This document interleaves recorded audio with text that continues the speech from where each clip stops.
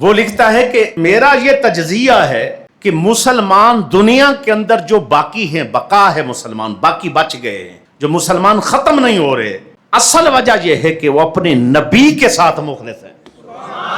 اولاد کاٹ دو خاموش رہ جائیں گے، ان کو بھوک مار دو خاموش رہ جائیں گے، ان کے ملک کا کوئی حصہ ان سے علیحدہ کر لو، جیسے مشرقی پاکستان ہم سے علیحدہ ہو گیا، برداشت کر گئے۔ ان کے اوپر مختلف قسم کے جو ہے نا وار کرو، حملے کرو، برداشت کریں گے، لیکن جب آئے گی ان کی نبی کی بات نا، وہاں ان کا مولوی ہو یا پیر، ان کا بڑا ہو یا چھوٹا، بچہ ہو یا جوان ہو یا بوڑھا، سب ایک پلیٹ فارم پہ ہوتے ہیں اور نبی سے وفا کرتے ہوئے نظر آتے ہیں۔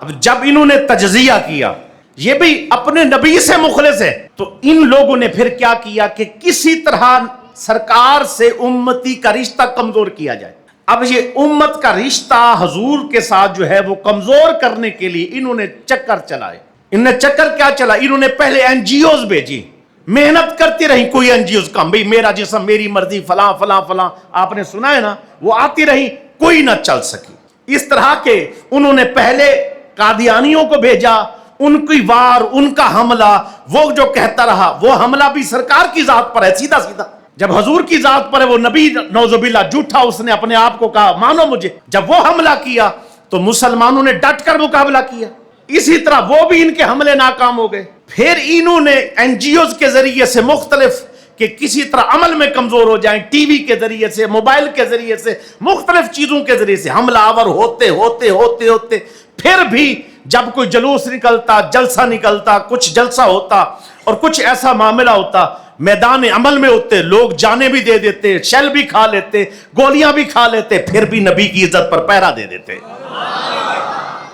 انہوں نے ایک پہ وار کیا، پھر آگے چلتے آئے۔ انہوں نے غامدی جیسا بندہ بھیجا جو جا کر یونیورسٹیوں کے اندر ادھر بیٹھ کر بھئی اس حدیث تو ہے ہی نہیں نعوذ باللہ، بس قرآن ہی قرآن ہے، قرآن سے اپنے مطلب کا معنی نکال لو۔ جب حدیث کا انکار کر دیں گے تو قرآن کی آیت کیا بتائے گی؟ زکوٰۃ ہے حکم قرآن میں، کتنی دینی حضور نے بتایا۔ اسی طرح جب اس طرح کے فتنے غامدی جیسے آئے، قرآن سے جڑو، قرآن سے جڑو، قرآن سے، اس نے بھی کوشش بڑی کی لیکن وہ بھی ناکام۔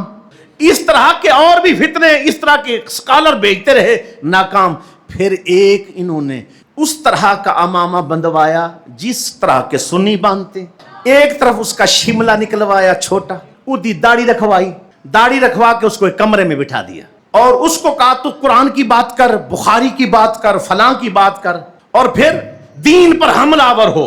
حملے پہ حملہ کر، حملے پہ حملہ کر، جتنی مقدسات ہیں ان پہ حملہ کر، اولیاء اللہ پہ حملہ کر، دینی تعلیمات، اسلامی تعلیمات پہ حملہ کر،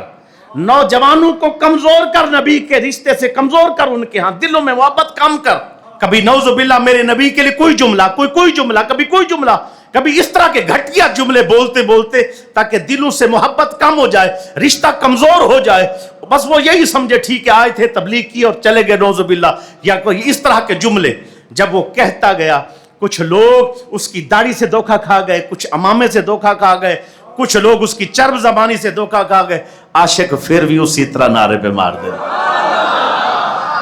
غور کریں کس طرح حملہ اور کیسے ہمیں حضور کی ذات سے جدا کرنے کی کوشش کی جا رہی ہے۔ الحمدللہ میدان عمل میں ہے عاشق۔